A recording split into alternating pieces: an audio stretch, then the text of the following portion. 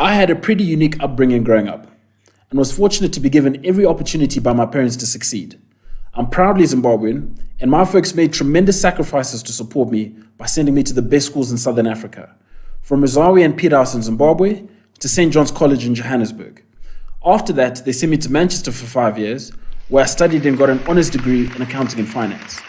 But the reality is that their financial fortunes took a turn for the worse, through no fault of their own over the course of my degree, and I barely made it to the finish line.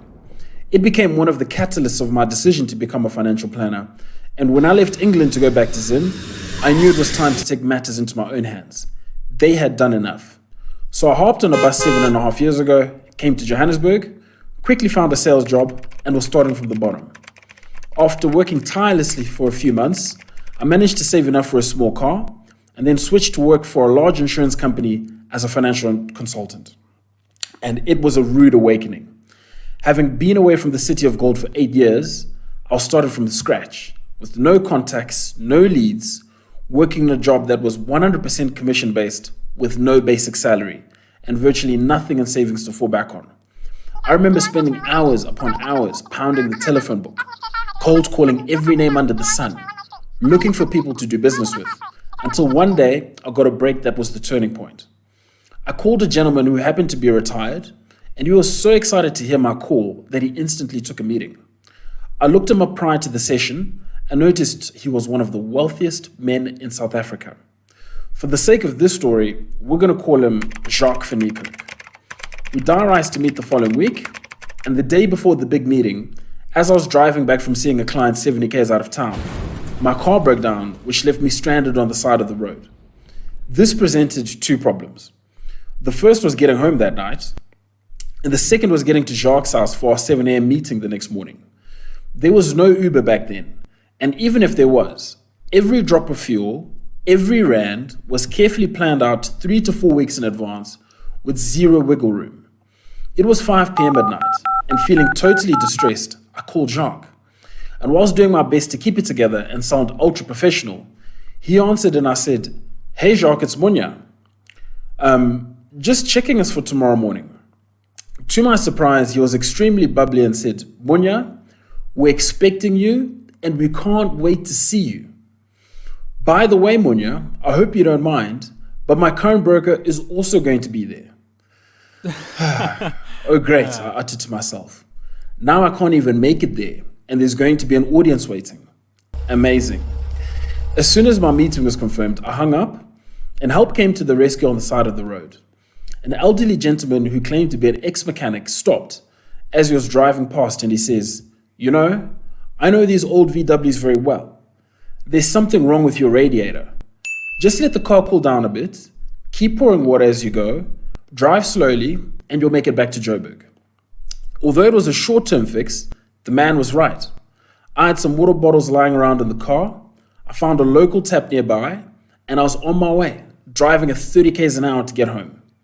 The next morning, fortunately the car behaved itself, and I showed up at Jacques' house on time. I only had one great suit and one great shirt, and believed me, I made sure they were ironed to perfection that morning. When I pulled up to his driveway, I was greeted by a sea of flashy cars. A beautiful Porsche, a BMW 530D, this car I later discovered belonged to his current broker, a fully spec'd Range Rover Sport, and a brand new Jeep. Jacques was there, waiting for me, grinning from ear to ear with open arms, like he's just met a savior.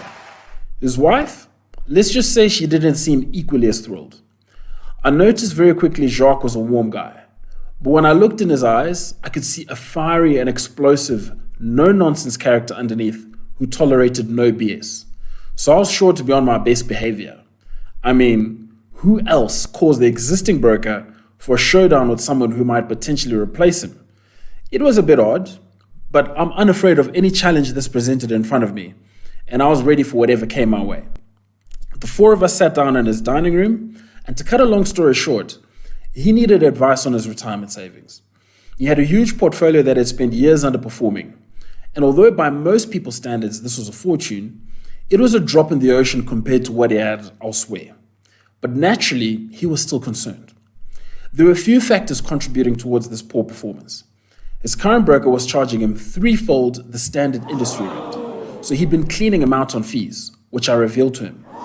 What he was telling him versus the reality were two remarkably different things. Strangely enough, I'd spent the past few months really breaking down investment statements from that particular company. And here I was, all of a sudden, in combat, putting these skills to use. It was fulfilling to see Jacques nod his head in agreement whilst we went through the numbers, breaking down fund choices, switches which he made which he shouldn't have done. We were checking notes as we went along, and everything seemed to be adding up. His current broker stood up in frustration, got into his BMW, and left. When our meeting wrapped up, I shook Jacques' hand and we walked back to my car. All of a sudden, the fairy tale meeting came to an end and my real problems came back to me, and I remembered, oops, your car has issues. So I got into the driver's seat and the sweat just started building up under my shirt through pure anxiety of what could potentially happen. And before I turned the ignition, I made sure I said a little prayer. Dear God, whatever you do, please let this car start right now. I closed my eyes and I could just see the vision of Jacques and his wife, all smiles and waves at their doorstep as expecting me to pull away from their driveway. So I closed my eyes and I just turned the ignition and click, the car didn't start. Oh my goodness, seriously? This can't be happening right now. Okay, keep cool and just act like nothing happened. Put on a big smile and try again. All I can feel is the sweat just soaking my shirt and it's coming through to my suit. And all I can dream about is the car starting and me just getting the heck out of there. I really don't mind if it explodes into 1,000 pieces outside of the gate. But it can't embarrass me like this. Not right now. And not especially after oozing such confidence and know-how over the table and after such an amazing meeting. So I pause, take a deep breath, close my eyes again, and turn the ignition. And click. The car simply won't start. The look of horror cascaded over my face. And believe it or not, I was just as white as a ghost. Jacques is still waving, by the way. And the look on his wife's face is priceless. Babe, you're giving our money to this dude? It was complete and utter embarrassment. Here I am, trying to get this man to invest with me, part of the portion of his life savings with me, and he's now dealing with an apparent expert whose car won't even start. At that stage, it was undoubtedly one of the most embarrassing moments of my life.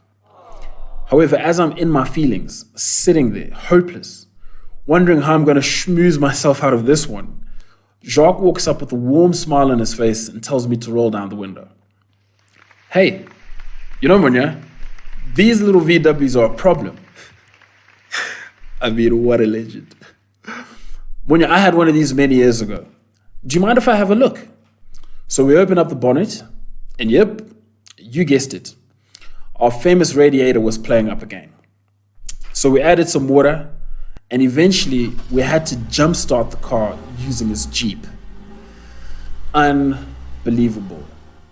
I mean, just imagine the embarrassment that I felt at that particular stage. At this point, my suit and shirt are wrecked.